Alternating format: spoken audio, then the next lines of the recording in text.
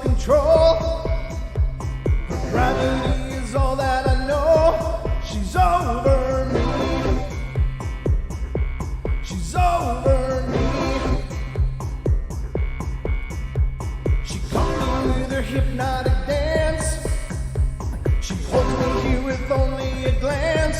She's over me. She's over me.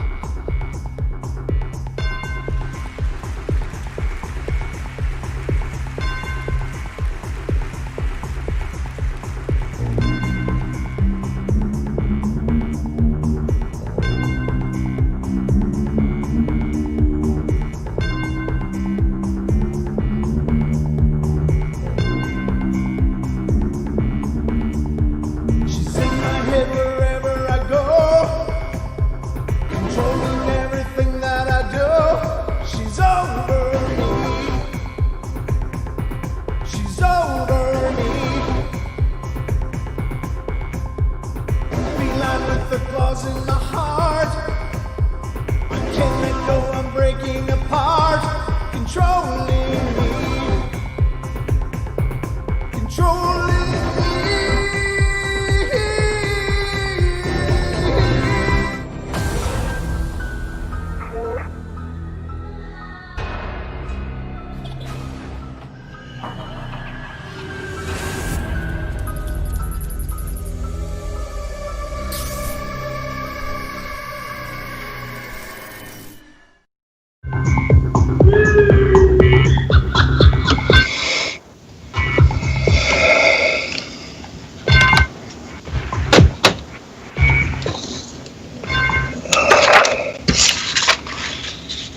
Hey everybody, and welcome to the Paranormal Portal. I'm your host, Brent Thomas. I hope you guys are doing well and having a good day.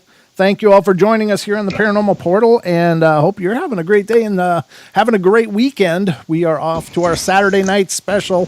I don't know, it's always special, but we have a great show lined up for you guys tonight.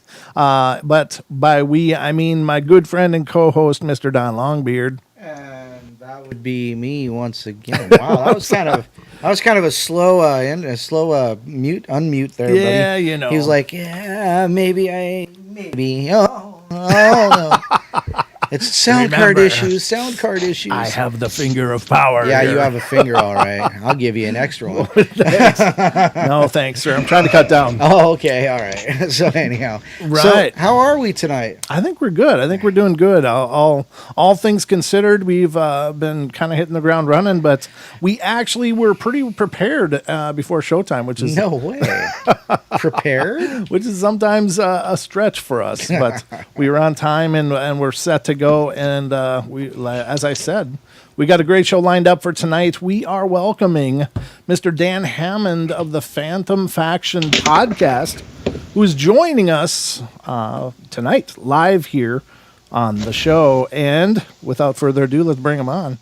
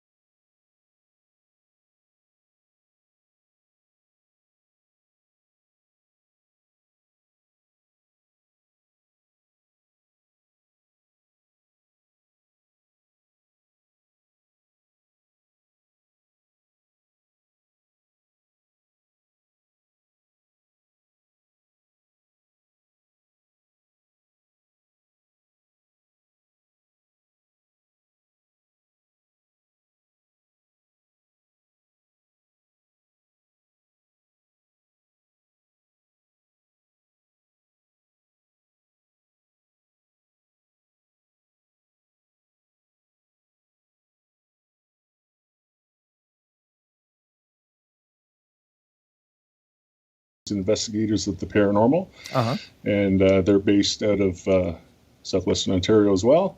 Okay. And I got connected with them, and one day I just kind of said to Danny and another host that's no longer with us, I said, "What do you guys think about doing a podcast?" Mm-hmm. And they were all for it, and apparently they had been thinking about it as well. So they were excited, and 2 years later, we're going strong, and it's getting better and better.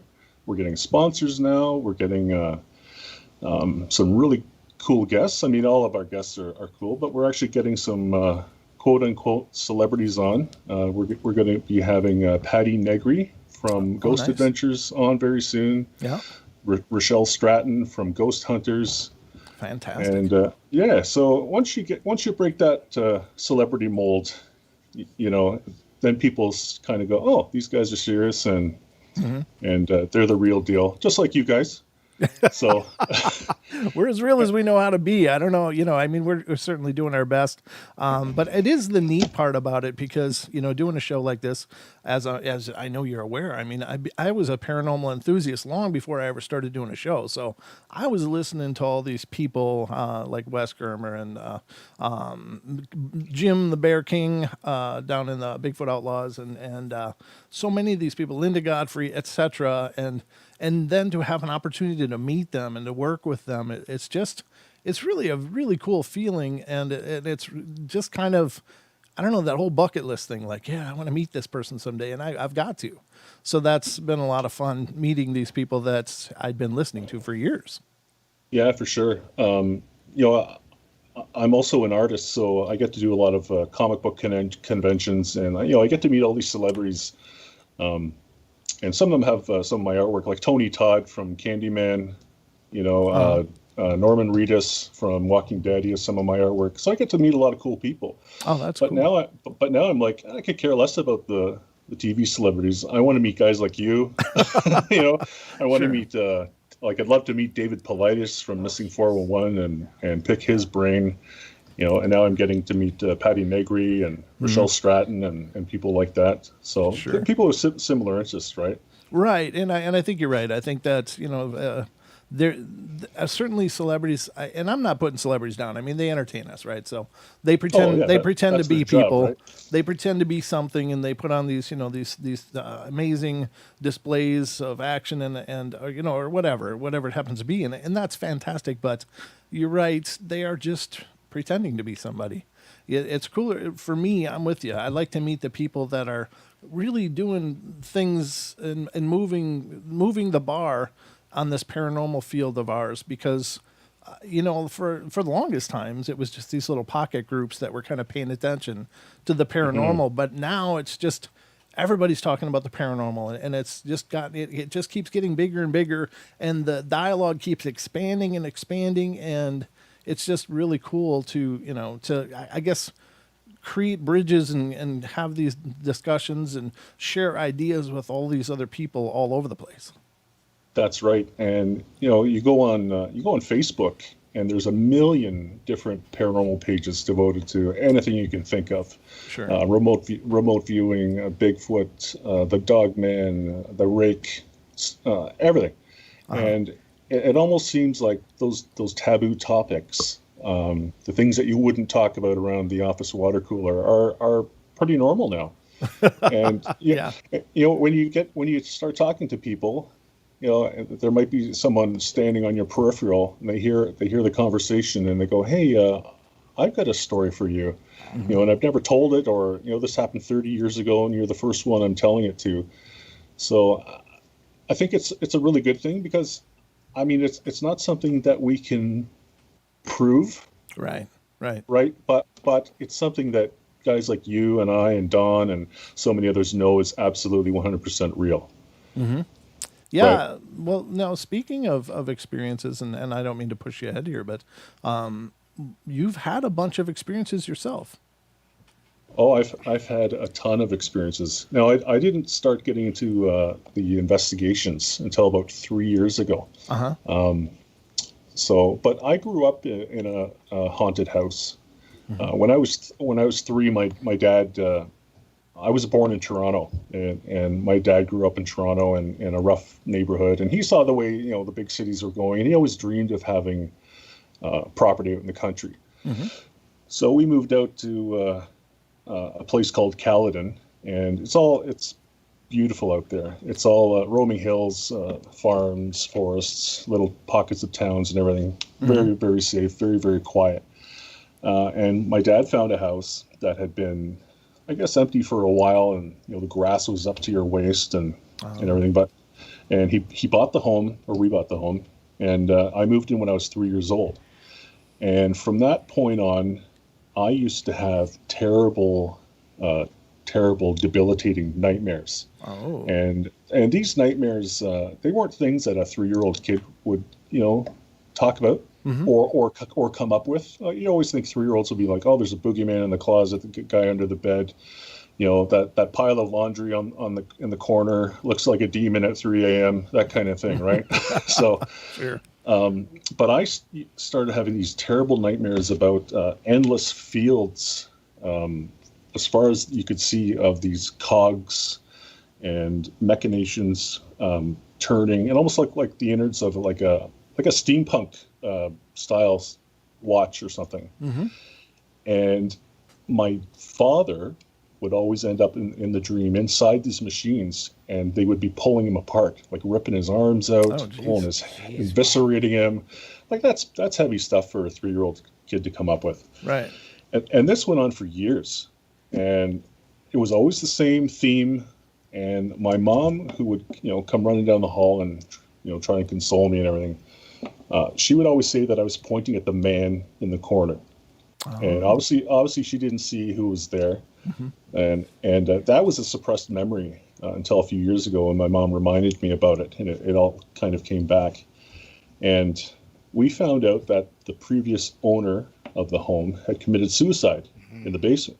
Oh, geez. So this guy was an abusive drunk, drug user, used to beat his wife and his kids, and overdosed in the basement, which is where he slept, because I guess his wife didn't want anything to do with him upstairs, because he was nasty, terrible person. Wow. But and then we talked to the neighbors. Mm-hmm. I was still a little kid, and they said I was the spitting image of his son. Oh, wow. Oh, that's So it was like he was taking his anger out on me, and I don't think that he knew that he was dead. Sure. Yeah. You hear a lot of stories about spirits that don't know that they passed on. Right. And I think he was in a perpetual state of intoxication and confusion. Well. So. Yeah. But these nightmares went on and on and on and on. And he would also, you'd hear footsteps on the roof of the house. We were on 4 acres of land and about 200 yards back from the road. And my dad would hear these footsteps, and he'd go running outside with the flashlight. And these were like, you could tell it wasn't a raccoon or a possum or something. It was heavy, footsteps with purpose. Right. So, the washer and dryer would go on by itself. The thermostat would move on its own, and it got to the point where my dad was so angry with the thermostat moving, he put 2 screws on either side. Now this is the old dial ones that we used to have. Right. Back in the day, not the digital ones they have now. Sure. So you had to physically move the lever with your hand. And so we put a screw on one side and a screw on the other, and kept it like at a comfortable 70 in the house or whatever. Mm-hmm. And we would come out the next morning, and the lever would be on the other side of the screw. Oh, jeez. So it was almost like, wow. the spirit was like, well, screw you. This is still my literally house, and you guys are trespassing. And if I want to mess with the thermometer, like, yeah, I will. Yeah, it's literally screw you. Yeah. Nothing physical, but it was always the psychic attacks on me. Yeah, well, and you are sensitive as well, as you were explaining, and I imagine that you would be the punching bag, so to speak, for all of his aggressions. Yeah, absolutely. Yeah, and the way we got rid of him was my mom and a friend of hers had gone to a psychic in Toronto, And he was the same psychic for Lauren Green. Do you guys remember the actor Lauren Green from Lauren Green. Bonanza? Yeah. Oh, right. Oh, yeah. And Battlestar Galactica. Well, he was Canadian. He was from the Toronto area, and this guy the psychic was really prominent, really respected in the area. So my mom and her friend went to see him, and it wasn't anything to do with the haunting in our house. They were just going for fun, right? Right. And he didn't know that my mom had a son or a daughter. And when she went to him, he stopped and he says, "Do you know if you have a ghost in the house?" My mom was like, "Yeah, I think there's something going on." And he says, "He hates your son." Oh. And it was like, whoa. And so he said, "You need to get rid of this guy." So he gave us a number of another psychic medium, a lady from Wales by the name of Carol Davis. And she came to the home with another gentleman who was actually a professor from one of the local universities here. And he had left being a professor to pursue his passion for the paranormal. Oh, wow. And the two of them connected somehow, and they came up to the house, and she channeled the spirit of this drunk, and she became him. Like her voice changed, Wow. her demeanor changed. She got all hunched over. She was dry retching, like swearing like a trucker. And my dad's sitting there, and we're kind of looking. I was 13 at this time, and we're looking at my dad, and he wasn't much. I don't know if he was much of a believer, but it made him uncomfortable. Yeah. A lot of men aren't into this sort of thing, right? It's usually the ladies who are really open. And I thought he was going to grab the two of them and throw them right off our front deck, you know. Wow. But this guy, the professor that was with her, kept saying to her, who was the spirit at the time, "You go into the light. See that light? You got to go in there. There's people waiting for you. You'll be fine." And he coaxed him on, and this lady came out of it, stood up. Her Welsh accent came back, and her very prim and proper British ways, and the feeling in the house. And if anybody's experienced having a clearing or I don't know, an exorcism or just saged their home a ton of times, Right. It felt like we'd been swimming in a pool Right. Yeah. for years, and they pulled the plug. And now you could move. My dad and I stood up, and we felt like $1 million. We felt like we were 10 feet tall. Wow. And if I could ever bottle that sensation again, Yeah. I'd make $1 million Yeah. overnight. Sure. So, and the funny thing is, she said to me, and I don't know if you guys have experienced this either, opening up to spirit. She said, "Until you're 21 years old," she says, "I don't want you reading scary comics. I don't want you reading Stephen King novels. I don't want you watching horror movies." And I'm sitting there going, "Oh my God, like this is torture." Like, I love Stephen King, and I was just getting into reading his books and watching all the Friday the 13th and Halloween movies. Sure. But she says, "If you do this, you'll open yourself up, and he can come back." Oh. And I thought, "Oh, that's interesting." So, but I did it. And until I was 21 years old, and I think I binged on like 100 different horror movies and books at the time. Right. But it was really a very profound experience for me. I'm not sure I understand that though. I wonder where she came from that position that he could come back, because after transitioning, I don't know that I'm not claiming I know anything, but my understanding is always that if they're transitioned, then they're into the back into that divine light, and so all of that petty horribleness would be locked away, or you know what I mean, it would be cleansed somehow, in the spirit would be redeemed, but it sounds like that would still be out there. Yeah, I mean, it certainly makes you really rethink the afterlife and what's beyond this world, and like, what are the rules over there? Like, is there anyone, like, I always say, who's policing the afterlife? Like, why are all these spirits stuck here?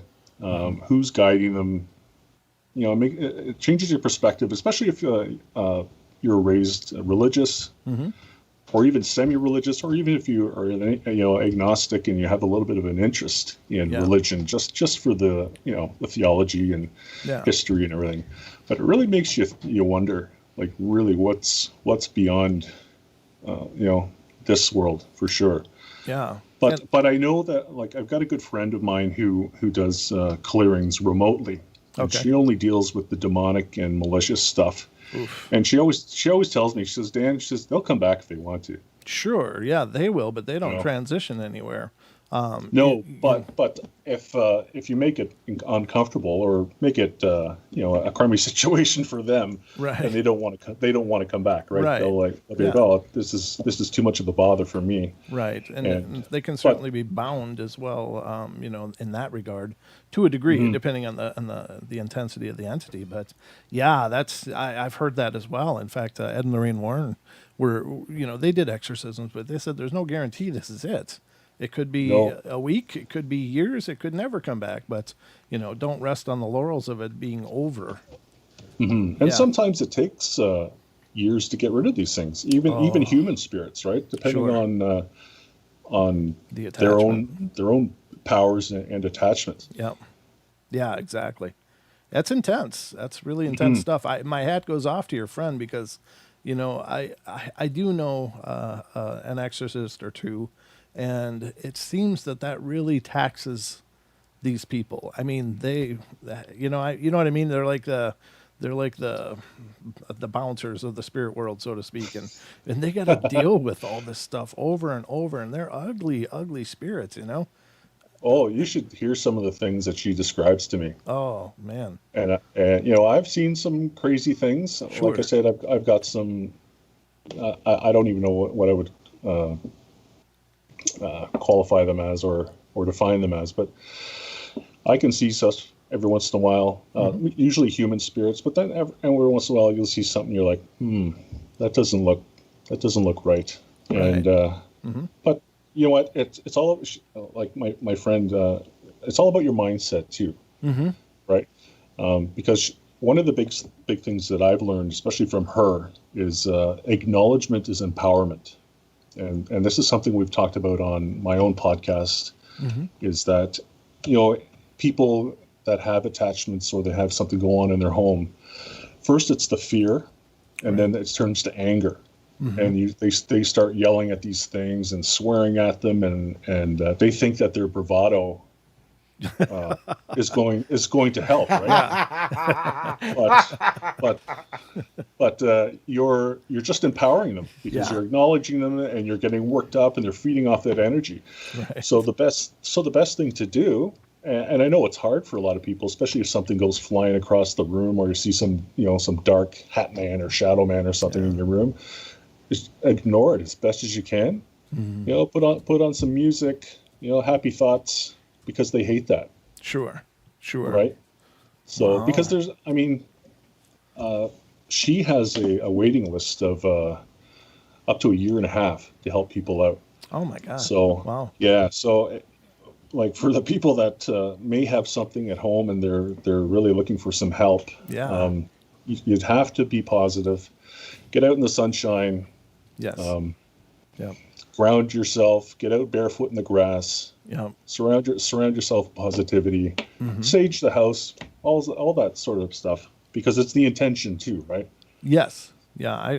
Good intentions as well. So these dark, malicious things really hate that. I wonder. It just occurred to me now as we were sitting talking, and I don't know if there's anything to this or not. But so if you get angry at them and if you challenge them, of course you're feeding them, because that's a base, ugly emotion.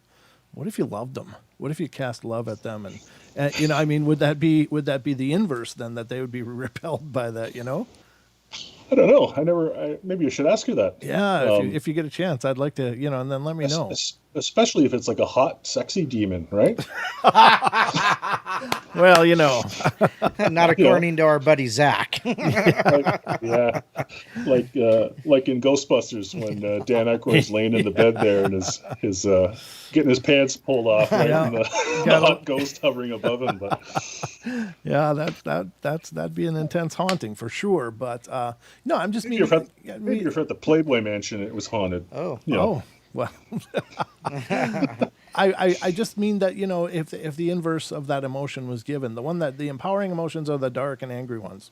So Yeah. would the kind and gentle, binding with love, or projecting love and warmth to this thing, would that be the inverse? I don't know. It's just an idea. I don't know. It's probably stupid, Well, but You know what? A lot of people say, where was I going with this? Love and light. Yes. The human mind is more powerful than we know. right. And if you really believe in something, and you show full intention that it's going to work, then you can envision your home filled with the brightest light, and you can push dark things out. And if you keep doing it and get into a habit of doing it every day and grounding yourself as soon as you wake up, then I think you'll really take a toll on the dark. Right. The growlies, as she likes to call them, because she doesn't like to use the D word. Sure. Oh, yeah. Yeah. So- Well, I think that word gets misused all the time in the paranormal field anyway. Yes. Like, everybody loves Sure. to throw that name around because it sounds good. It's like paranormal street cred. I dealt with a demon. It's like, Yeah. I don't know. I think people love that title because it sounds cool, but I don't think a lot of the people that think they're dealing with demons are dealing with demons at all. I think they're dealing with, there's certainly a lot of other dark things out there though. But I think that a true demonic force would be a hell of a problem. But that's just, I hope I never run into one. I like to call them non-human entities myself. Yeah. Well, yeah, but I think there's a lot of different non-human entities, Like there's good Oh, non-human tons entities of them, as well. tons Yeah. of them, yeah. Yeah. But the good ones don't tend to throw things at you or make you feel oppressed, or That's true. There is that. So That is really wild. Yeah, it's just it's just the way I think. I mean, I like to think about these things, and just as I have discussions like this, I don't know, the wheels just start turning, and that's why I love these kind of discussions, is because it's a chance to compare notes. It's a chance to put our brains together and see if we can figure something out. But I tell you what, brother, we're about at our first break in the night. So, holy cow, time yeah. flies. Yeah, this is the portal, brother. Well, welcome to the portal. It's a time anomaly for sure. But ladies and gentlemen, we're going to be right back. So don't go away. We'll be back with more of Dan Hammond, Don Longbeard, and myself. So we'll see you then.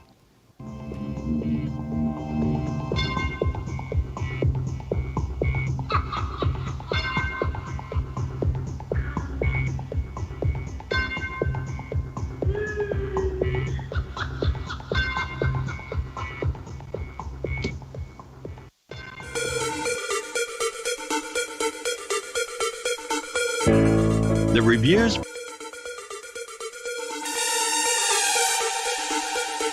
Need just a couple minutes, Dan.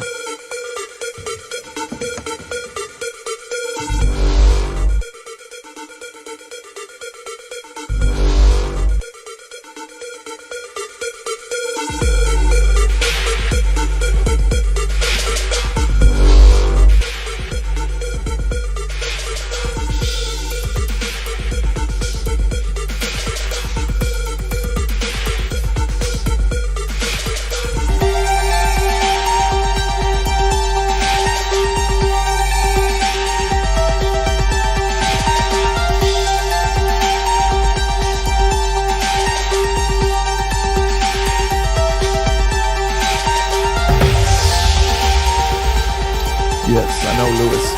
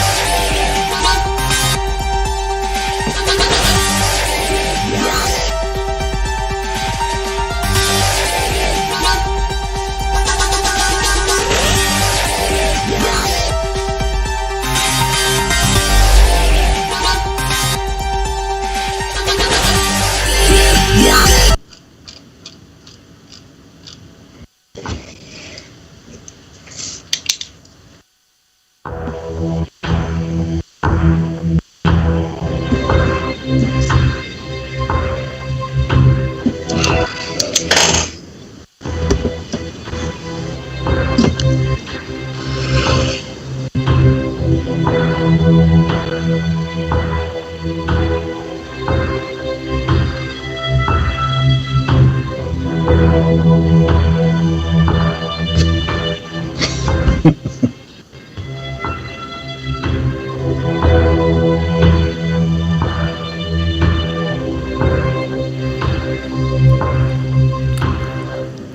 and gentlemen, we are back once again on the Paranormal Portal, a half hour number 2. Don and myself are here, and hope you're having a good time. If you've been here a while, thank you. If you're just coming in, welcome. And I guess we'll just continue our path forward here. We are welcoming our special guest today. Mr. Dan Hammond is joining us from the Phantom Faction podcast. Whoops, wrong button. There we go. Now we're all on screen. One big happy family. How's it going, Dan? You having a good time so far? Absolutely. This is a blast. Well, that's good.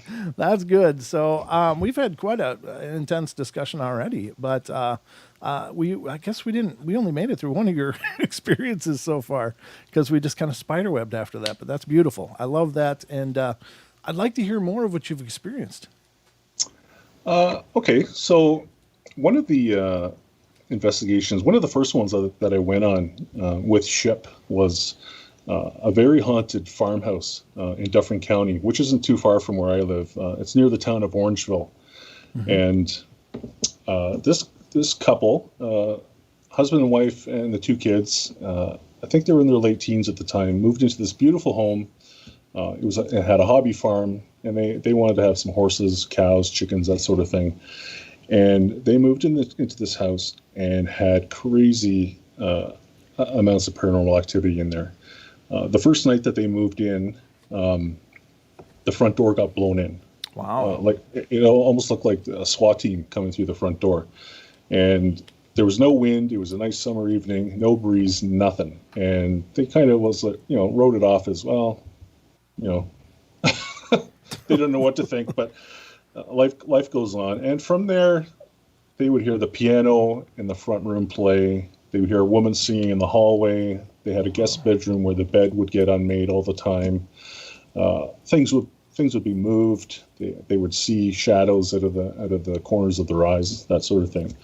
So one day, the daughter, I think she might have been around 19 or 20 at the time, went down to the the paddocks. Uh-huh. The horses were all out in the field, and I think they had there was like 4 or 5 paddocks in there. It wasn't a very large barn. And as soon as she walked in, shovel manure or whatever, she saw this dark thing come running up to her out of the corner of her eye, and she got knocked out cold. Wow. And she woke up, this big red mark on her face, and ran back to the house and told mom and dad what happened. And, there was no explanation for it. It wasn't like she stepped on a rake and it came up and whacked her in the face, or she tripped over something. The Tom and Jerry routine, yeah. Yeah, but all of this activity prompted the parents to reach out to SHIP. Mm-hmm. And I wasn't part of them at the time yet, but the EVPs and the activity in this home and especially in the barn, which was weird, was off the charts. Wow. The EVPs would be like full conversations, and like on the digital recorders, you would hear 2 females talking, and there'd be full sentences. A man would join in, you'd hear a woman screaming, then you'd hear other people coming in and out. Oh. And you watch a lot of these paranormal shows, and they get an EVP, and it's like a couple words maybe, or just half a word, and yep. but the energy in that place was unreal with all the things that were going on. So I got to go, and of course I was like, I can't wait to get in there. And I kept bugging these guys, like, contact the homeowners and see if we can get back in, because I want to be part of this. Uh-huh. And we did an investigation again, which I was part of, and it was pretty quiet, not a lot going on. And the very next day I was at home, and I was doing some yard work. I came in, and I went to lay down, had a nap on the couch in this room here. Okay. And I got up about maybe a half hour later, and as soon as I started to get up off the couch, this hand manifested in front of me. Wow. Jeez. And I could see the hand and the forearm. Wow. And it was a little old lady's hand, and it was like a black dress part of the forearm. and she drilled me right in the face. Wow.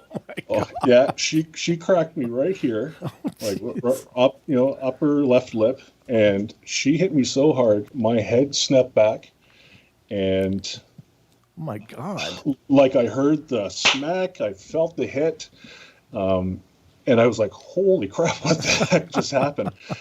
But it wasn't, I'm that guy where it's like I wasn't scared. I was like, "Oh, that was so cool." Like I'm that idiot who's like, yeah, I'm that guy that wants to be locked in the cellar and and call on the growlies kind of thing, right? So I ran into the bathroom because I could taste blood in my mouth. Right. Everybody knows what blood tastes like because Sure. they've been to the dentist or they've been popped in the mouth or taken a softball or whatever. But I spit in the sink and there's no blood, which was so weird. But it was almost like in her reality, she cut me by bashing me in the lip, and there wasn't anything there. No mark or anything like a red inflammation or Nothing, because if there was, I would have taken a picture of it. Right. Wow. Because people would have said, well, you're full of crap. Like, you didn't get punched in the face by a ghost, but I sure did, because my neck was sore for 2 days. Wow. Jeez. Because of my head snapping back so hard. What is she? Like I an MMA haven't fighter? been drilled in the yap since high school, right? So, but Oh my God, that's intense. yeah. And we found out through a medium that she was one of the spirits of this farmhouse, and her grandson was also a spirit there. He had apparently died on the property. I think he fell from the hayloft and broke his neck or something. And she was worried that we were there to get rid of her, to move her along, and she wanted to stay to protect her her grandson. So we kind of made a deal with her and said, listen, don't attack anybody else. And we figured it was her that attacked the daughter as well and knocked her out. Oh, sure. So, and we said, listen, we'll make you a deal. Stop attacking people. We won't move you. We'll leave you and the grandson alone. Wow. That's that. So, And was it peaceful? And what's that? Was it peaceful following that, or? I haven't done much follow up with the family, but they're actually pretty good with their spirits. Okay. They accept them. They don't want to get rid of them, which is pretty cool because there's a lot of them there. And I think the reason why they're so active and so able to manipulate energy is because there's power lines like 100 yards from the house. Okay. Which goes right through their property. So I think that they're feeding off the energy from the power lines. Wow, that's intense. A hand manifesting. It is a cool place. Yeah, it sounds like it's really wild, but that's an incredible manifestation and an experience. And they instantly, when you were explaining what happened, I was thinking, and they say ghosts can't hurt you. And it's one of my pet peeves is people that, well, ghosts can't hurt you. It's like, no, they can, but they don't. They usually don't. But how many stories have you heard of people being choked or thrown against a wall or, tripped or, any number of things where, things are targeting people and hurting people. And I'm certainly not trying to instill fear or trepidation in anyone, but I don't think you do yourself any favors by, not looking at it in the full scope of that possibility, Right. And, and then people will say to me, well, why doesn't my grandma, give me a hug? And Sure. why when this other spirit can, throw a coffee mug at me, Right. or something like that? And I don't have an answer for that. Yeah. Maybe I just think that there's some spirits that over time they figure out how to store energy, manipulate energy, and I think a lot of the angrier ones, so to speak, they don't want to move on because they're afraid of what might be waiting for them at the end of the tunnel, right? Yeah, exactly. So, yeah, I'm absolutely convinced that that's a big reason for a lot of earthbound spirits is they live their lives in hearing these horror stories about and most people know. Yeah, I mean people know if they're not a good person. I mean I think deep down everybody knows, hey, I'm a good person, or I'm kind of not a good person, or whatever. So when that time comes, when you're looking at, well, I can hang out in the closet for the 1,000 years, or I can go burn in that lake of fire. Well, the closet's looking pretty damn good. Yeah. Exactly. Yeah. And that's all, like you said, it depends on your religious upbringing, Sure. your belief system. And I guess even I was like an atheist for quite a while, and I kind of opened up to things. I don't believe in the Bible so much, Sure. but I believe that there is this higher power out there, Right. and I have my own theories and things like on that. But Right. yeah, I think there's and like I said earlier, like I wonder who's policing the afterlife, and if there isn't anything bad waiting for people, even people who commit murder and rape and things like that, then why isn't there someone there to guide them and say, listen, you know what, you screwed up, but we'll forgive you, and and then you get into the whole reincarnation thing. Right. So like maybe you don't burn for eternity. You get to come back as whatever, As a dung beetle. another person, or a dolphin, or an eagle, or maybe a bug, right? Yeah, it could be. I those are the $1 million questions, of course. Absolutely. But I think that there is something to that. I think, I don't know that we have the whole picture. Obviously, I don't think we do. But I definitely think that if in an instant everybody could just suddenly become aware of all the spirits that are around, I think that people would be absolutely pooping themselves, because I think that's another thing I tell people too, especially we talk about it on our podcast, is people say, well, I don't have ghosts in my home. I'm like, well actually you do. probably there's spirits everywhere, Sure. like absolutely everywhere. Yeah. And I've been at Subway ordering a sandwich, and I've seen a spirit standing by the till. Really? Wow. I've seen them in restaurants. I've seen them in stores, hospitals. Well, that's a given. Yeah. Everywhere. I've seen them in parks. Right. Sure. So they're everywhere. Yeah. And then you got to consider. Now, I don't know.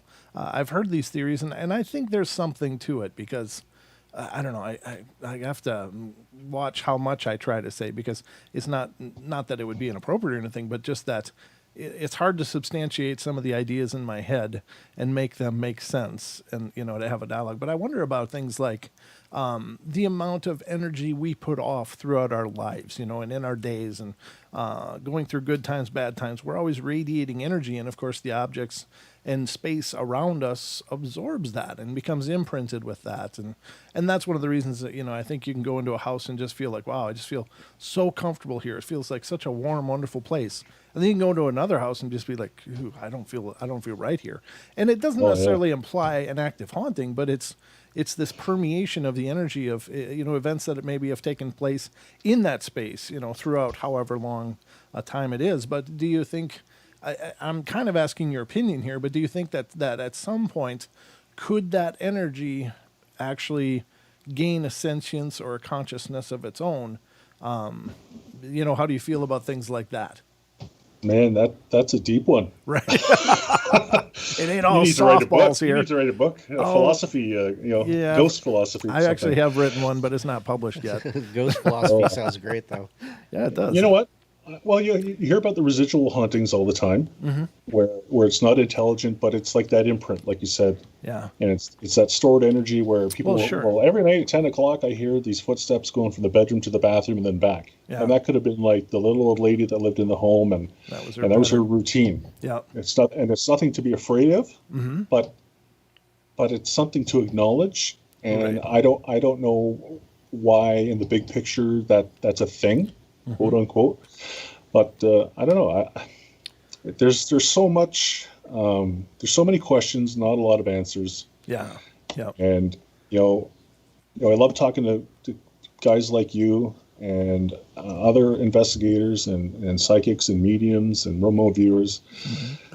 Yeah, I think because but sometimes you always get a different answer. Yeah. Right. They're not wrong, so to speak, but you always get a different answer, and you're like, well, this one psychic says there's nothing, she's never dealt with a dark presence in her life, and she's been doing readings for 30 years. Yeah. And then there's that one person that it's nothing but dark and malicious stuff all the time. Yeah. You're Yeah. thinking, where are the good spirits for these poor people, right? So, Yeah.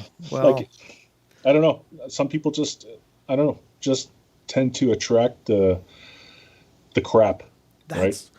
that's that's an interesting idea, because I think that you're right. I mean, so everybody knows someone that seem, no matter what they do, it just always goes to hell, and Yeah. they just seem to have horrible luck, and I really think that on some level, as horrible as it sounds, I think these people are manifesting that to some degree in their reality. And, could that be also in the case of spiritual attractions that, maybe there is a psychic that's only dealt with positive things because that's what she's resonating out and that's what's coming back. And these, and not to put anybody down that's dealing with dark things, but I've dealt with dark things myself, so I'm coming from a point of experience. Yeah, But and my wife always jokes and says that I'm, I won't say the word on their show, but I'm a poop disturber, or I'm a poop attractor. You watch those movies or those TV shows where every episode the guy walks into a convenience store and it's getting robbed while he was in there, or he's driving by and there's some guy trying to jump off the bridge. That's me. yeah, I attract that stuff oh man, like white on rice. sure, And maybe it's the same for the spirit world, Right. or maybe in the grand in the grand plan, they know that I can handle it, right. so they send it my way. Or There is that. or, I really believe in that. and I've become connected with some really good people, especially the lady I was telling you about before, who only deals with the dark and malicious stuff, and she's moved a lot of dark, negative things for me, for other people. Sure. I'm the middleman. Yep. And I'm so glad that I know her, Yeah. because if anything ever manifests in my home, she'd be the first one I'd be calling and say, listen, I need some help, and Yeah. I got to get rid of this. Yeah. But I have been able to move spirits as well, Oh, okay. by remote viewing, and we talked about that off the air. Mm-hmm. And I guess people that listen to the show would be familiar with remote viewing. Oh, sure. Yeah. It's not the same as astral projection, where Mm-hmm. you actually leave your body and you fly around the world like Superman. But there was a gentleman who was one of the hosts of our podcast in the beginning. His name is John, and he and I got connected, and he had he had gone through a lot of dark, nasty stuff in his home. Mm-hmm. With some really bad spirits, poltergeist activity. He was getting assaulted every day. Wow. Wow. And he and I connected, and we had two psychics tell us that we were connected in previous lives. Oh. And that when we worked together, two became three. So it was almost like we enhanced each other's abilities a little bit. Right. Your multipliers. Especially with the remote viewing. And we were able to move, I want to say, 4 or 5 human spirits from different homes.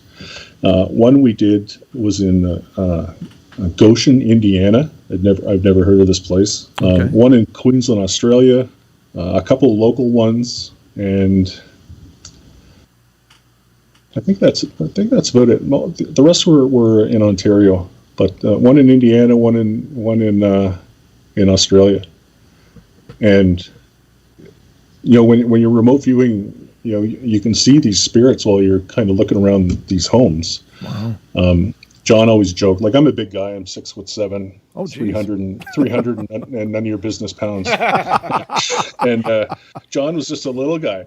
But we used to joke that he was the SWAT team and I was the hostage negotiator, because he would kind of trap them when he remote viewed them and trap them in this light. Oh. And then I would be able to see them. And this is getting back to your philosophical question earlier, where I would see them, and I would get their names, and I would say, listen. One example is we had dealt with a young guy. He was about 18 years old, committed suicide. Oh. And he was still hanging around. And for some reason, he was able to manipulate energy. And this couple with their young kids moved into this home. and he was scratching the father. He was moving things. He was turning a circular saw on in the basement. Wow. And it wasn't even plugged in. He would slam the door, and he didn't like the living arrangement that this couple had, because she had brought along her boyfriend, her ex-boyfriend, who was the father of her kids. Mm-hmm. So I guess the husband and the ex were kind of sharing her in a way. Okay. So, Gotcha. and whatever floats your boat. Yeah. Whatever people do behind closed doors is their business. That's their business. But he didn't like the fact that she wasn't, the proper wife or mother that he thought she should be. So he was trying to scare the hell out of them. Oh. And when we remote viewed him, we cornered him, and I said, listen, I think his name was Darren. Mm-hmm. I can't remember. But I said, listen, dude, you've got to stop this. It's none of your business. You can move on. I know you killed yourself, and that's especially in the eyes of the church, that's a huge sin. Mm-hmm. But I said, you can move on. Nobody's going to judge you. Mm-hmm. You'll be fine. Go into that light. And I swear on the lives of my children, in my mind's eye, mm-hmm. I could see this bluish, almost like the blue on your TV, your screen behind you. Uh-huh. This light kind of opened up, and he zipped into this light, and two light anomalies followed right behind him. Oh, neat!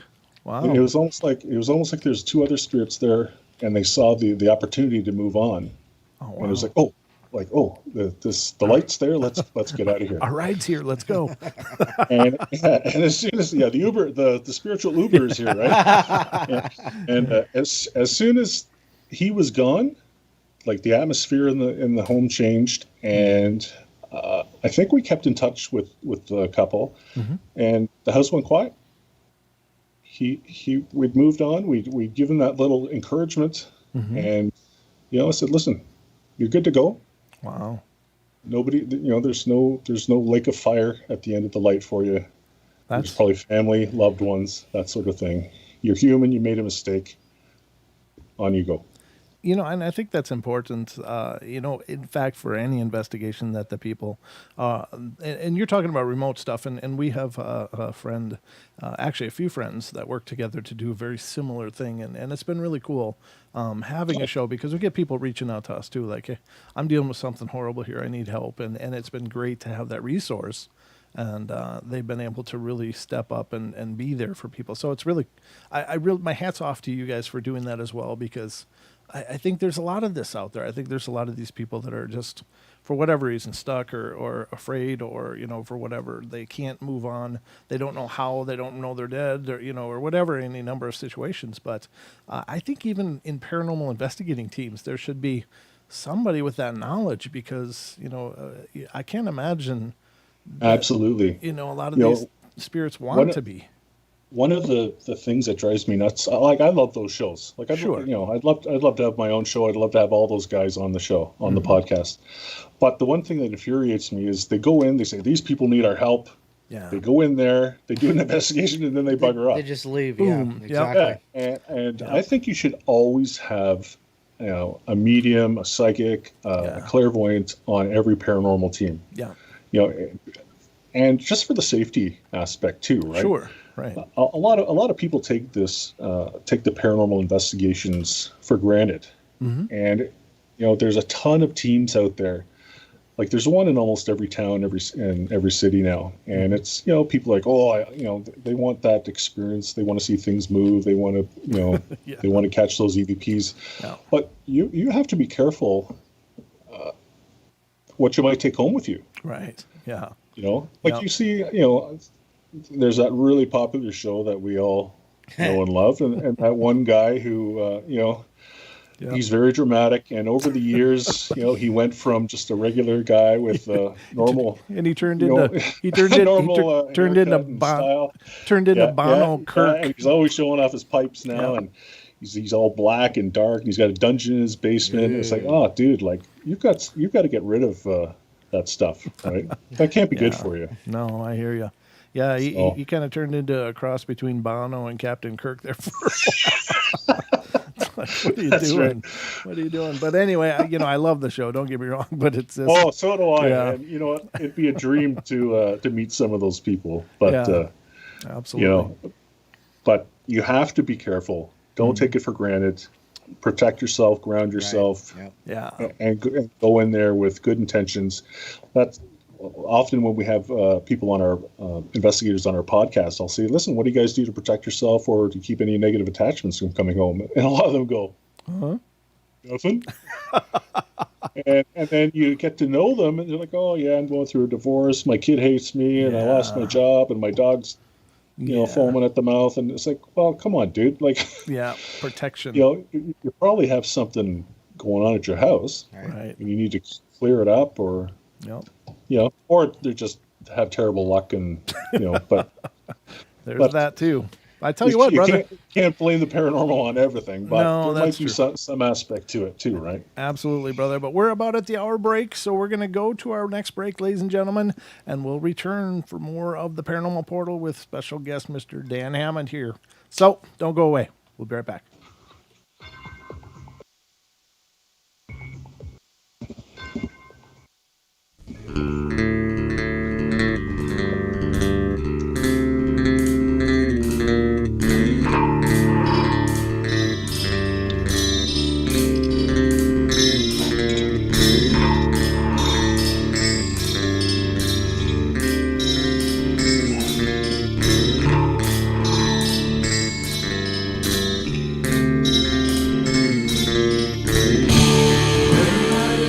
Play their games. Everybody loves to play their best.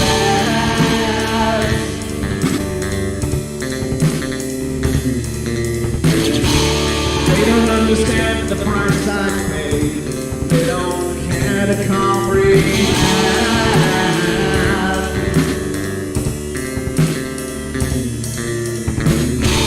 Twisted lines upon my body, dripping scars across my heart.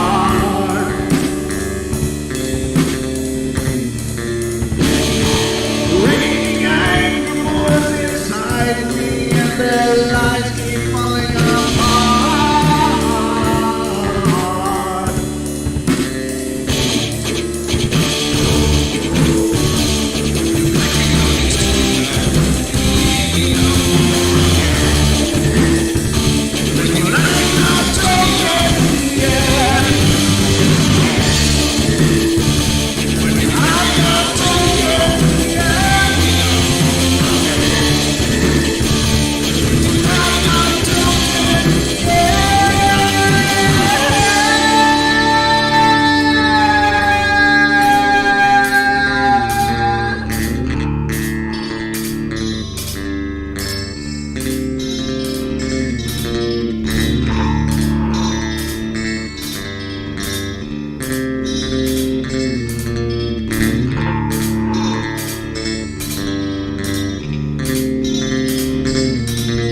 I am finished with my silence. I am not a stupid boy.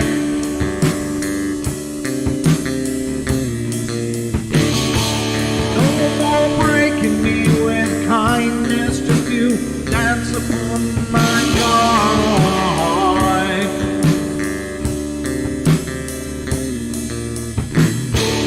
Leading me with empty promise. You're just another fucking mess.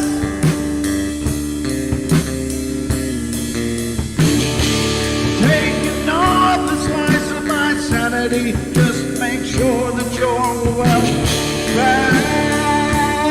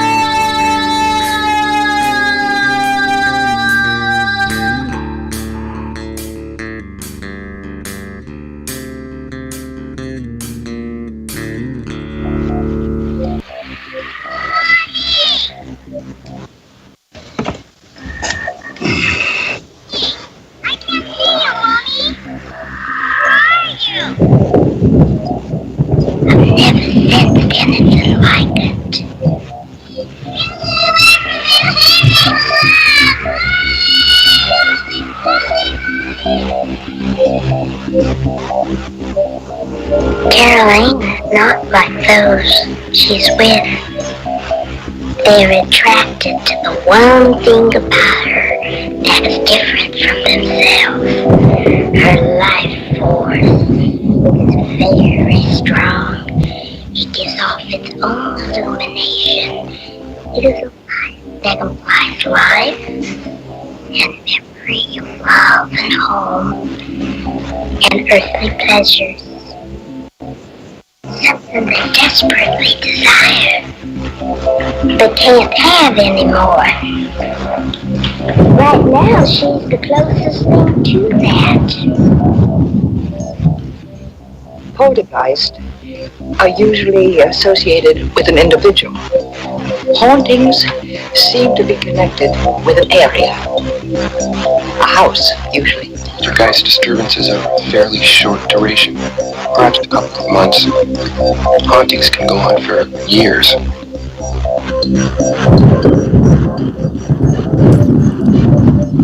Ladies and gentlemen, we are back. Hour number 2 is upon us here on the Paranormal Portal, and as always, we hope you're enjoying yourself. Listen to that vibes. Woof. We're having a great night. I hope you guys have been enjoying it so far. We've been having an epic discussion with our newfound friend and fellow paranormal broadcaster and podcaster, Mr. Dan Hammond of I'm dyslexic here. Phantom Faction podcast. Sorry, it just dumped right out of my head, like an exorcism of thought or something. But welcome back, brother, and we are into hour number 2, and it's been an amazing discussion. It goes really quick, though, doesn't it? Oh, it sure does. And I thought Phantom Faction kind of rolled off the tongue there, Brent. It does, but you have to understand. It's not like you're listening to the Suffering Succotash podcast here. You know, I had to sit and practice Paranormal Portal, like for days. Paranormal Portal. I had the hardest time saying my own damn show. He still does. I still if you listen carefully, sometimes like Paranormal Portal, I trip over it even still. But it's the way that my fat tongue works in my mouth. But Phantom Faction is it's a great name. Fantastic. Well, the amount of talking you do, you think your tongue would be, like iron by now, right? My whole body's like iron. What you talking about, brother? That's right. I'm like coiled steel back here. Trust me. It's just a really big coil. Yeah, like me. I'm steel wool. Yeah, brother. But we've been having a great discussion. Now, just before the break, we talked a little bit. We just started brushing into this phenomena of the ghost shows. And, I think that we can all appreciate that those ghost shows have created a dialogue. They've created the opportunity for people to start talking about this stuff. And now, when there's a few different shows like Paranormal State and Ghost Hunters back, when it kind of started taking off again. But now, you throw a rock and you're going to hit a paranormal show somewhere on TV. It's like they're so popular now, right? Yeah, and now you've got the Skinwalker show, and I have not seen that. A few of the big. No, I haven't either. Like I got rid of my cable. Yeah, me too. My satellite years ago. If it's not on Netflix or YouTube, I'm not watching it. Yeah, but. Yeah, we're kind of the same way here, and quite honestly, it was just Don, you too, right? Yep.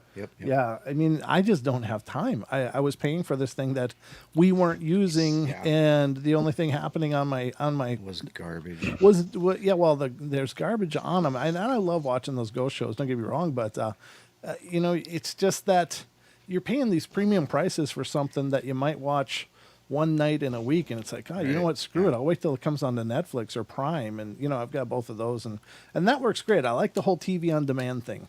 That to me makes sense, and even to the point that I don't even watch TV series when I did have television and Netflix.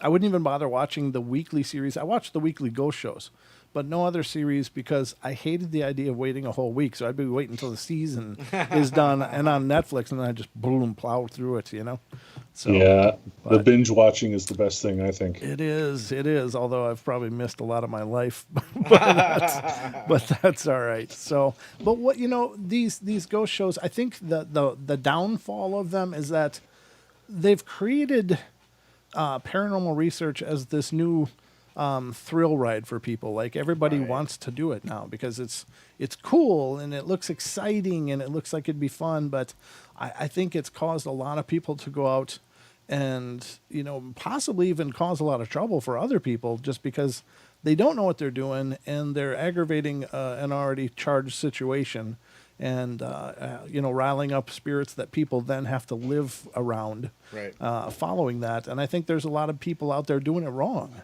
What are your thoughts on that? Oh, exactly. But the best thing I would say for any paranormal investigation team is when you're being called in to go to a home or a business or whatever, you're letting the people know that they're not crazy. Right? Like you're presenting evidence to them and they're saying, okay, it's not my imagination. I'm not having a breakdown of some kind. I'm not having a psychosis. There's actually stuff going on here. And I think deep down they know what's going on, but they just need that little bit of a gentle reassurance and nudge and say, and if you're a good paranormal investigation team, you will be able to give them some insight in how to deal with it.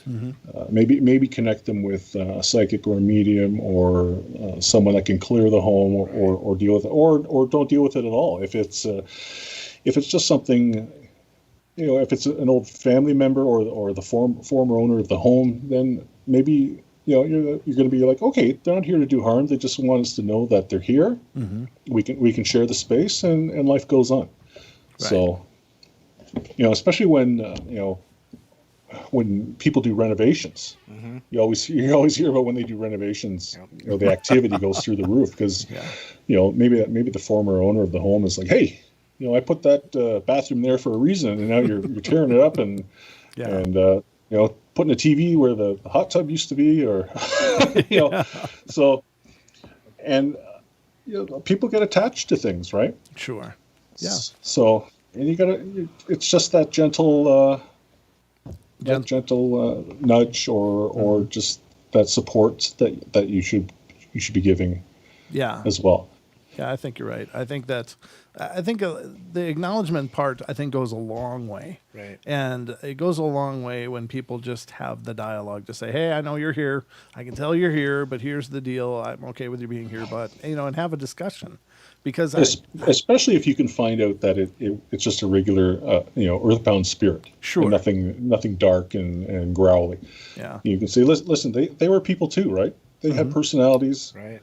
They had likes, dislikes, and for some unknown reason, they're hanging around, right? And they don't like the fact that you're tearing out the bathroom walls, or they love painting that wallpaper. Over the color that they chose 20 years ago. Yeah, that avocado green from the 70s. Yes, we love that. No, I think that's true, but I'll tell you, I think it's also a barometer to help people understand what they have. Because if you have the dialogue and things either get worse or don't change, then you're dealing with something that's not going to respect you anyway, and then you need help. Mm-hmm. So, and that's the hard part too. Yeah, is differentiating between what's just a malicious earthbound spirit and something much darker as well. And that's where you really need to do some research and call around and talk to people and say, listen, this is what's going on and I need some help. Yeah, I think so too. So it's great because I think you and I think very much alike about a lot of this stuff, which is really cool. I mean, I like meeting people that agree with me. So, what are some of your other experiences, brother? Oh man, there's so many. It almost gets to a point where you start forgetting these experiences, right? Yeah. So I'm the kind of guy that goes looking for things. Mm-hmm. Like I don't wait for things to come to me. Okay. Like when I messaged you and you're going to be on our show in a couple weeks. And, as for experiences, man, like right now I'm into the cryptid stuff more than anything. I love Sasquatch, Dogman. You can see I've got my my Ontario Sasquatch hat on there. Yeah, nice. And that's a group based out of North Bay, Ontario. And I guess if you're an investigator, paranormal investigator, you just can't limit yourself to ghosts. Right. I think you have to look into the Bigfoot aspect, the UFO aspect, the rake, Dogman, everything. And so I've really gotten into the Sasquatch stuff lately. And I'll tell you a story. It's a remote viewing story, and it's one that I haven't shared with my audience yet. I know some of them will probably, I know some of them are watching and they'll probably get a little bit miffed with me, but so the guy who started Ontario Sasquatch, his name is Peter Smith. He and I have become friends since we had him on the podcast probably 2 years ago. And his wife is a psychic medium as well. She can remote view. She's had a personal Bigfoot encounter. And when he learned about my remote viewing, he said to me, he says, "Well, have you ever tried to remote view Bigfoot?" Wow. And I said, well, you know what? I've never even thought of it. Yeah. Like it never even occurred to me. He said, well, if I give you a location, would you look into it for me? I said, sure. So I talked to my other friend John there. That then the two of us worked together. Two became three. And I said, let's do the same area. I said, we won't tell each other what happened, and then we'll compare notes when we meet up again. So I was in this room in my lazy boy, and I think it was I can't even remember what time of day it was. I think it was nighttime, maybe around dusk. And I closed my eyes and I let my conscious or subconscious go to this location that he gave me in Northern Ontario.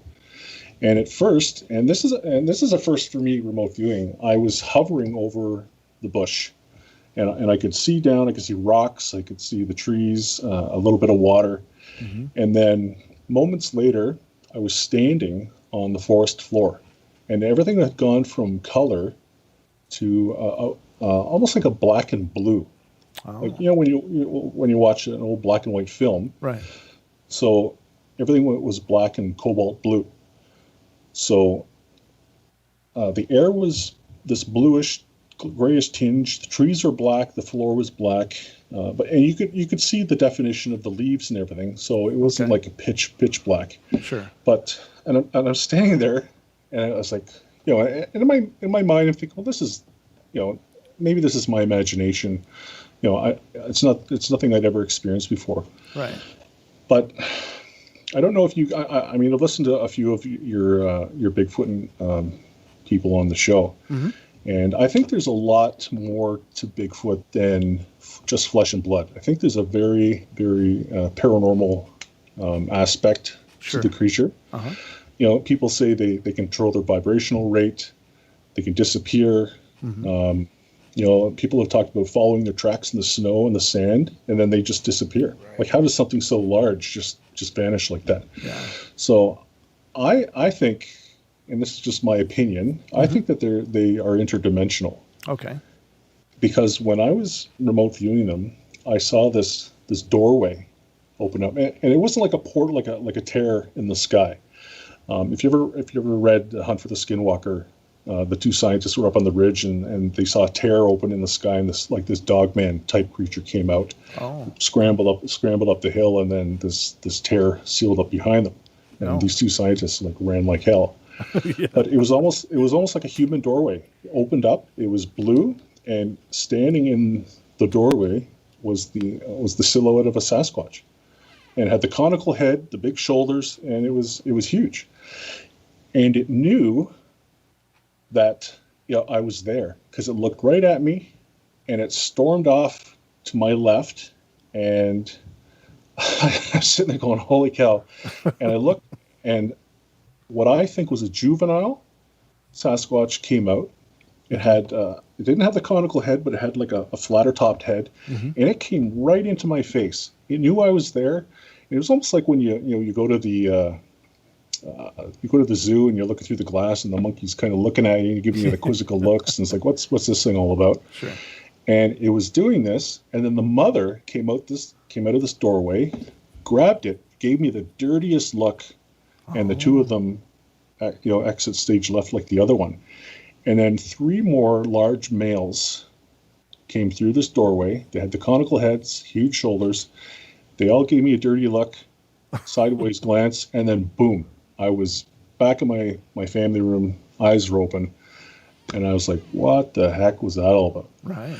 So when I finally went up to North Bay and went on my first Sasquatch tour or research guide into the field, there's a gentleman, his name is Jim, and he's been going into this one location for years and years and years. He's been gifting them. He's been leaving peanut butter, chocolate, all sorts of stuff for years. Oh, okay. And he talks to them when he goes in. He says, it's me. Here I come. And he saw one maybe about a few years ago, about 9 feet tall, and it was about 20 feet away from him, and then it just kind of vanished into the woods. So when I was talking to him, I said, Jim, you've been here for quite a while. I said, how many Sasquatch do you think are in this one location? Right. And I hadn't told him what I did with the remote viewing, and he said, I think there's 4 males, a female, and an adolescent. Oh, wow. And that's exactly what I saw. And I was like, holy cow.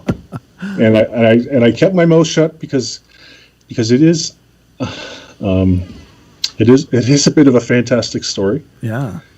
And, but I swear up and down that it's 100% true. I didn't imagine it. And for him to tell me that and, confirm, I mean, he doesn't know for certain, but he's been going out there for years. So he's figured out that, that there's a family there, 4 males, a male, a female, and an adolescent. So then I spoke to my friend John, who was doing his own remote viewing. I didn't tell him about the black and the blue or anything like that. He said when he did it, it was almost like a black and white film, and he came up behind one when he remote viewed them. Okay. And it was standing there, and he said as soon as when John appeared, so to speak, that thing knew that he was there, because it stopped. It kind of looked over its shoulder and dismissed him, like gave a wave and basically said bugger off. And he ended up back in his own living room. Wow. And he couldn't remote view them again. It's almost like they blocked him. Wow. Now that's quite a statement, right? So when I was in North Bay, I stayed in a motel the last night I was there, and that was the night of. So we went out at 4 a.m, and then that night, I was gonna stay in the motel and then head home, take the 4-hour drive back home. And I had ordered a pizza, and I was watching TV. I was sitting on the bed, and I could see this huge brownish colored shadow man appear between the bed and the TV. Oh, jeez. And it was walking back and forth really slow, and it was looking at me. And I mean, what are the heights in hotel rooms? Like 8 feet tall, maybe? Yeah. And this thing's head almost touched the top of the motel room. Wow. So I think that the Sasquatch was remote viewing me. Yeah, he was checking me out. Right. And it. Well, I think there's a lot of paranormal aspects to them. Sure. Right? Like you hear about the mind speak. Yeah. With the telepathy, you hear about them disappearing. You hear about the light anomalies. You always often hear about UFOs being in the area when people see Sasquatch as well. Yeah. So I'm not saying they're aliens, but no, I hear you. Yeah, and I think that they are interdimensional, and they might use the same portals that other creatures and anomalies use. Right. I was just thinking about that. I was reading a story, and I don't remember the details of the story, but it got me thinking about that. And I was like, I think it was. I read a story from Brent Swanser of mysteriousuniverse.org. He's a great journalist, great guy as well. But he did an article about people experiencing portals in the forest, and there's a few stories of people basically just suddenly being in a different space, just like boom, different light, different vibe, different everything, and then being boom back out of it, and sometimes lost time, sometimes not, but it got me thinking. I've always felt that these portals exist, and they're probably like a natural part of our world. It's just so far beyond our ability to understand, and we certainly don't know anything about them or how they're forming, or we can't map them. But what if things like Sasquatch, for instance, could utilize these naturally occurring portals, because they maybe can sense them. They may, like birds can migrate to a whole different continent, and they know how to get there from birth. And maybe that's something that's born into these creatures, like they're just switched on that way, and they know where this network of things are and can utilize them. It's something that's just normal to them, right? Right. It's just something that they don't even need to learn. It's just in their physiology or biology. Yeah. And scientists have proven, even just recently, that there are other dimensions. Oh, right. They're acknowledging the chakras now. That there's the scientists saying, these things exist. Yeah. So a lot of science is bringing out the paranormal. Right. And that seems to be a whole nother information stream that's been lost to us, and it only exists now in some of these ancient references. That I think our ancient forebears, probably had knowledge of all these things too, to a degree, and somehow, or at least parts of them. Maybe certain societies, like the wizards of old, they were moving all over the place. They were bilocating. They were phasing in and out, disappearing, reappearing. Lots of these stories of these magics and esoteric practices that people displayed these amazing abilities. So. Go ahead. Oh, I was gonna say. Well, Lindsay Bay in the chat says, "Don't they need to know where the portal ends up?" Well, I'm sure they probably do. They probably. And my what I would say there is that if they're using their vibration to open it in the first place, they're going to open it to where they're going to know. So I think they control that aspect. Somebody also said in the chat about and a lot of people don't believe in the woo factor of Sasquatch, which is great, because you're welcome to think anything you want. But somebody said, I don't remember who it was, I'm sorry, but said, they're not part of the woo. That's just their nature. So it's not woo from them. It's just part of their nature, like Dan said just a bit ago.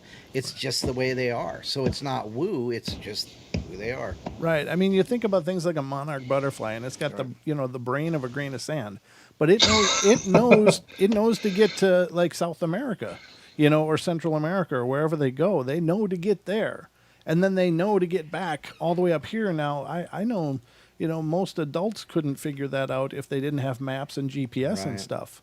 But these creatures are tuned into that. So is it a ley line thing? Is it some other energetic principle that they're able to witness? It's just programmed in their DNA, and I think that it's probably in ours too.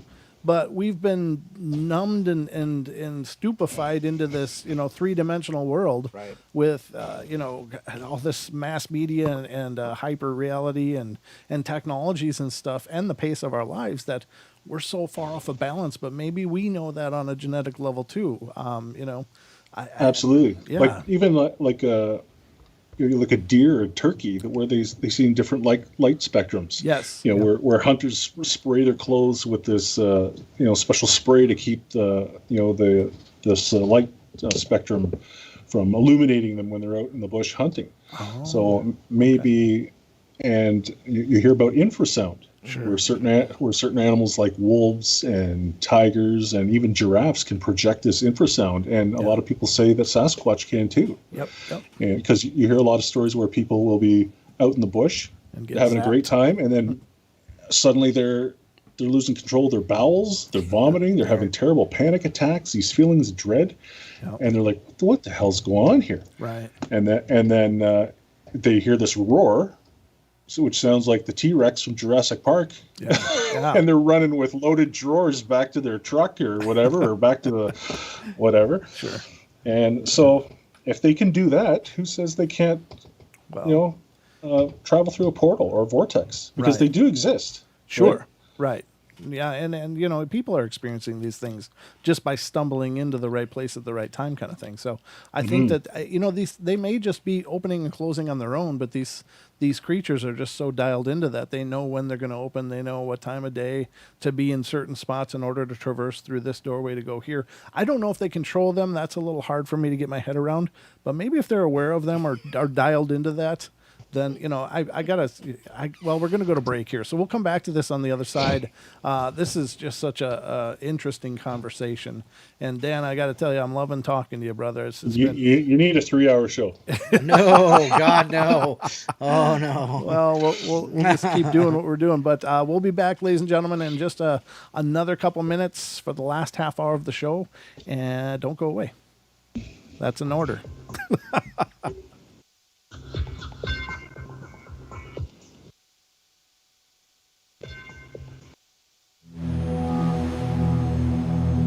It's amazing how people have been raving about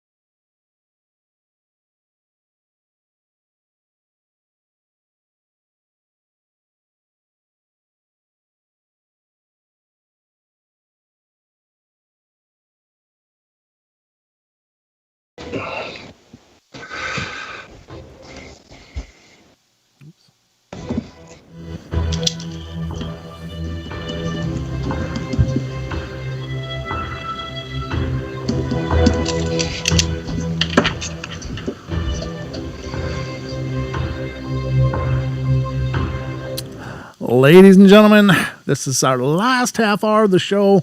It is absolutely screamed by for me. It's amazing how quickly this goes, but that's always the way it works when you've got top quality conversation happening and a meeting of the minds, so to speak. So, and speaking of minds, Don, how you doing, brother? You've been kind of quiet tonight. Yeah, yeah. I wonder why I've been quiet. I don't know what you're talking about. Oh God, it's been a trying day. No, it's been a great conversation. I'm really this has been a good one. Thanks, Dan, for bringing it to us. It's nice to always hear somebody else's perspective and people in the same fields having similar ideas and feeling that way. So it's been a great talk. Yeah, I was going to ask you, Don, if you were allowed to talk or you're just eye candy. People love the beard. It's the beard. We love his beard. But welcome back, brother, and thanks for being here tonight with us. It has been an epic conversation, and we've been going deep into the rabbit hole, so to speak. But I think there's a lot to cover. I mean, this is what? There's a Dr. Squatch commercial on on our channel. Yeah. Oh, nice. I refreshed it. Oh, beautiful. That's beautiful. I'm glad you watch that, Don. We need that. We need that. Come on. Uh-huh. You don't click through that stuff. Watch our ads, please. We need a revenue stream. Trust me, I'm watching our ads all the time. Absolutely. Yeah, me too. Hey, Brent. Yeah. I've got a quick question for you. Sure. Because this happens to us quite a bit. Okay. Have you ever caught any EVPs on your show? Oh my God.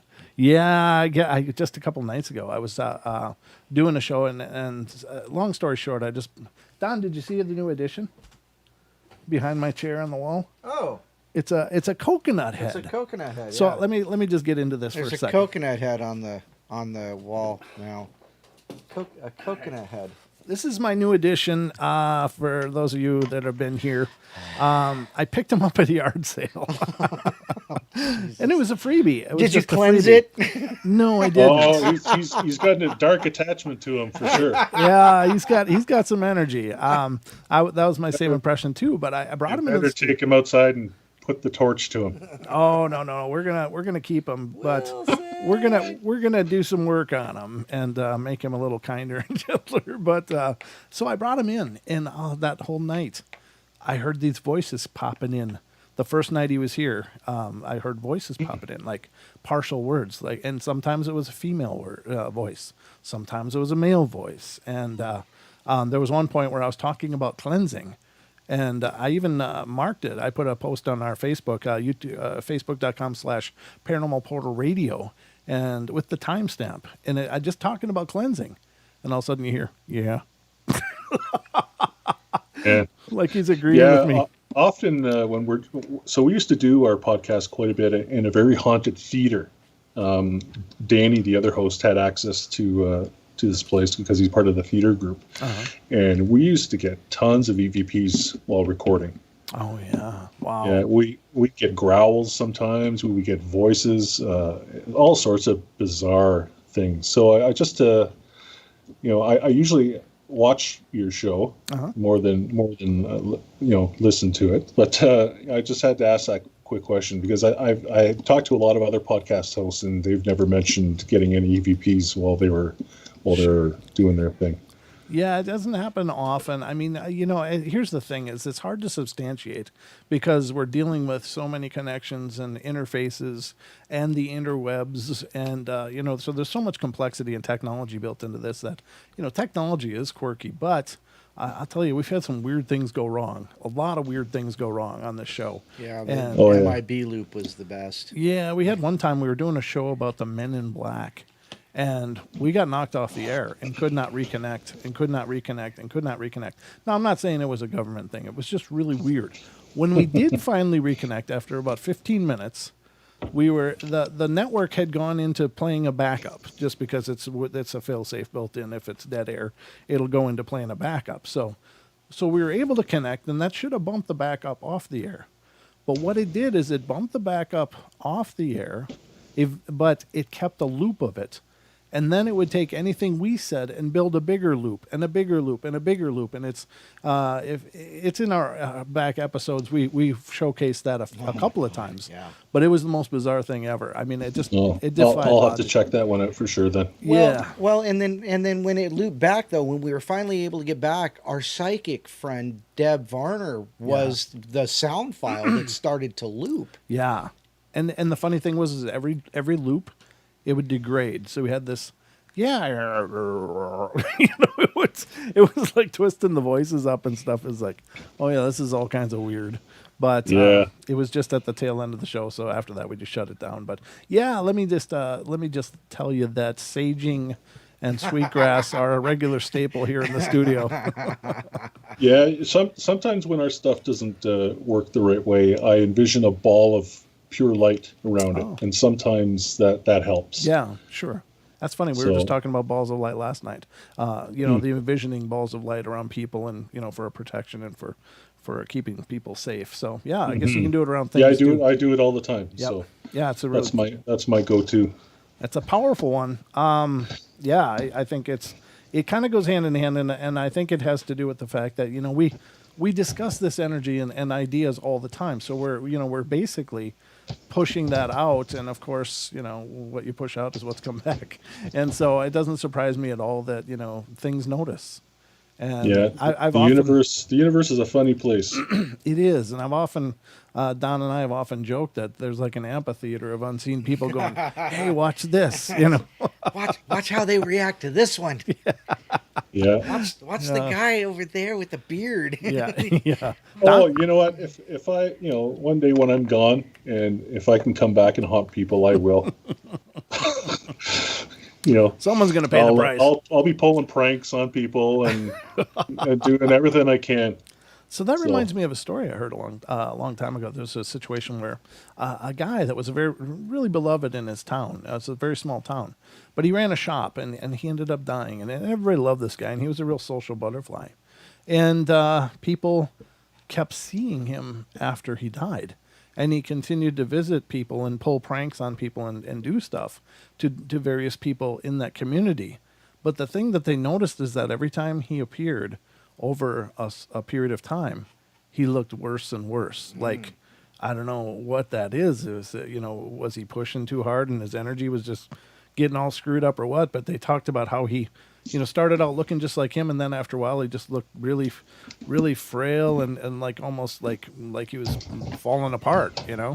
Very Or strange. maybe it was something mimicking him. Yeah, there's that. And it wasn't him at all. There is that. Right? That's the possibility too. You're right.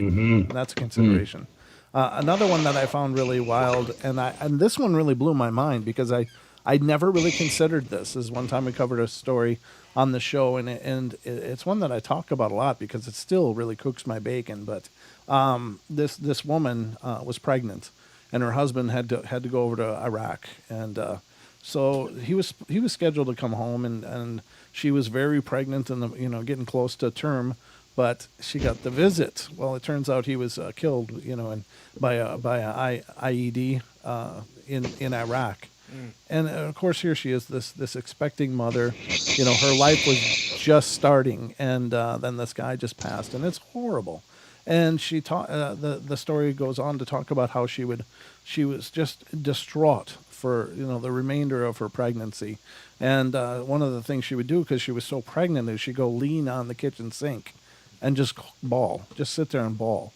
And so she finally had the child and decided, it's best to move on. And so she ended up selling the house and moved to another house that was better suited to her and her child.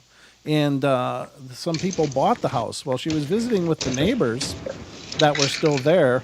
And the neighbors said, yeah, they love the place, except they're having a haunting over there. And she goes, oh, really? What is it? And she said, the neighbor said, well, they keep seeing the apparition of a pregnant woman crying at the kitchen sink. And it's like she had made that imprint through all those times. So she went and leaned against the sink and just bawled, And so the residual impression, she was still fine. She was still alive. But she was still able to make that through, channeling all that grief. The emotion was what imprinted. Yeah. Yeah. Definitely. And I was really blown away by that, pretty heavy Yeah, it stuff. doesn't make sense, Right. But But that's the mystery that we all love too, right? Even though it's a tragic story. it is. But You you know. know what? You know what it kind of explains to me, Dan, is that it kind of validates the fact that we do manifest our reality. And this was an inadvertent manifestation by this person, but it does go to show that the world that we live in, to me, this is just to me, but it's a canvas. And we are painting on it every day to create our reality and create our experiences. And I guess, as unintentional and as tragic as that story is, it's a very powerful, demonstration of the fact that, we do alter the world around us with our energy and with our emotion. Absolutely. Yeah. So Absolutely. I don't know. I just thought that was just amazing. It never occurred to me that was even possible. But I got to tell you that, before I started doing the show, I really thought I had this stuff all dialed in. Like I knew Bigfoot was some, hominid that just, scratched its way out through the ages and was intelligent enough to avoid us. I knew, all about ghosts, and I knew about UFOs, and, I thought I really knew my stuff. But after doing the show and learning from people, hearing people's stories, and all of the things that have come to me since, it's like I realize all I didn't know, and I realize how much more there is to all of this. It's never ending. Right. Yeah. There's and like people say that they're experts, but there's no way you can be an expert on any of this stuff. No. Right. Yeah.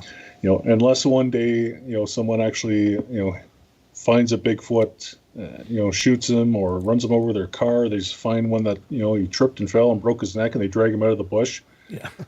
And say, it's a real thing. Yeah. Here it is, and then somebody can become an expert on when they do autopsies and Sure. and dissect them and try and figure them out. And, the same with aliens. Sure. We hear all about the Roswell stuff and the conspiracies and everything else, but yeah, there's no real experts, and every day, we learn something new. Every day. Yeah. Yeah. Every time I So- start the show, I seem to learn something new. And I'll tell you, Yeah, the place no that kidding. the place I've learned the most is by talking to people that have experienced things. And there's just something about everybody sees things uniquely. And so even though people have had similar experiences, the things that stood out to them are different in each of them. And it creates this really much more cohesive picture for me as these stories come in, and it connects these dots, or connects the lines and dots, whatever the hell that saying is. It all really kind of ties it all together more and more. But That's right. That's why I love hearing from people what they've experienced, because I learn something every time. Can I tell another quick? Please. Yeah, the floor is story here? yours. So we've covered ghosts, we've covered Bigfoot. Now I'm going to get into the alien stuff. Sure. I'm not a real big UFO buff, just because it's so hard to investigate. Yeah. But and we'll get into this is a remote viewing story, and it also connects those portals as well. So there's a city just west of Toronto called Oakville. It's about 100,000 people. Really nice place to live. Right on Lake Ontario. And there's a lady that contacted our team and said, listen, there's tons of stuff going on in our home. She's actually in a basement apartment, actually a large basement apartment. Okay. And she was hearing voices. She was seeing things. The blinds were moving on their own. And her little guy, we'll call him Daryl for the sake of the show here. Okay.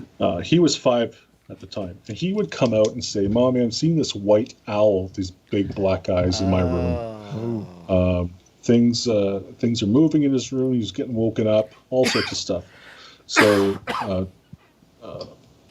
me and one of the other investigators from SHIP called, his name is Tony. He's on the chat there, so hi, Tony. We went down to this place, and this little guy was obsessed with grays, alien grays. And he was 5 years old, had no clue about aliens or anything, but he was describing these faces with these white faces with the big black eyes, and he asked his mom, who was a bit of an artist, to draw the family as grays. with their t-shirts and their shorts on, and he had a blow-up gray, like a green one that he got at a carnival or something. His dad won it, and it had been buried in the back of this kid's room for 6 months. And as soon as Tony and I walked in the door, this little guy saw us, and he ran into his room and he came out with this blow-up gray.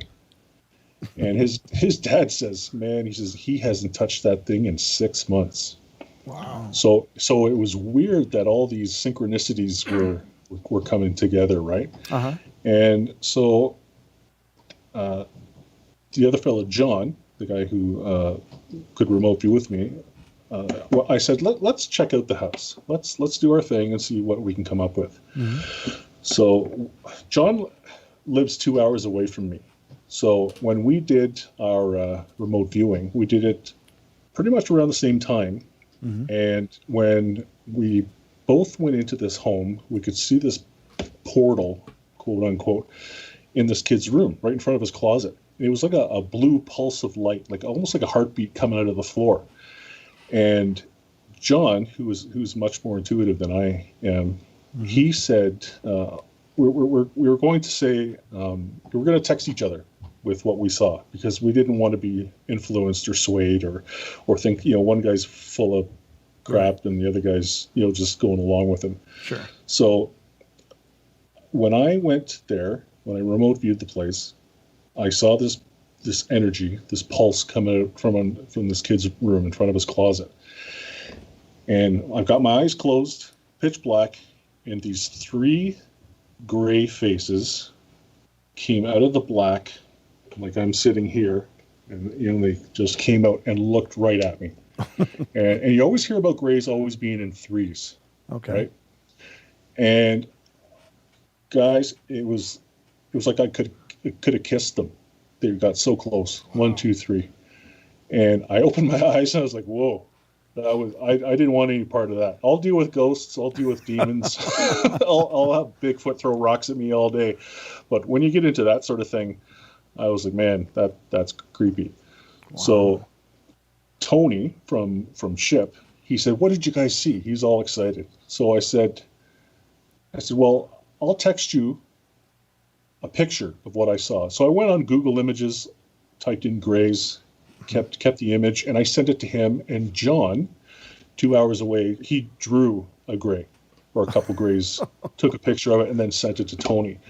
And Tony texts us right back. He's like, you guys are hilarious. And I said, listen, dude, yeah. I said, this is absolutely real. Mm-hmm. John and I didn't collude to come up with this fake story. Yeah. And that's what we saw. And we believe that this kid is really, really intuitive, mm-hmm. has really amazing clairvoyant abilities, and they were checking him out. Oh. And John said to me when he was doing his remote viewing, he says, what's with all the monsters come out of this portal? And that was the term that he used. And I was like, well, what do you mean? He says it looked like things out of Star Wars coming out of this kid's room, out of this portal. And the only other thing I saw was I can only describe as like a slug, like a big worm.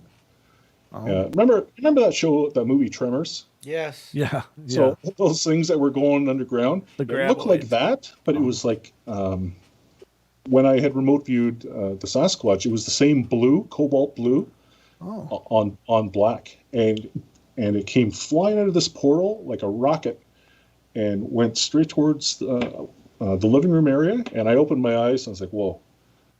I don't, that's enough of that. So that I don't want any part of that stuff. Now, in this case, it was you closing the connection, not it being closed on you, though, right?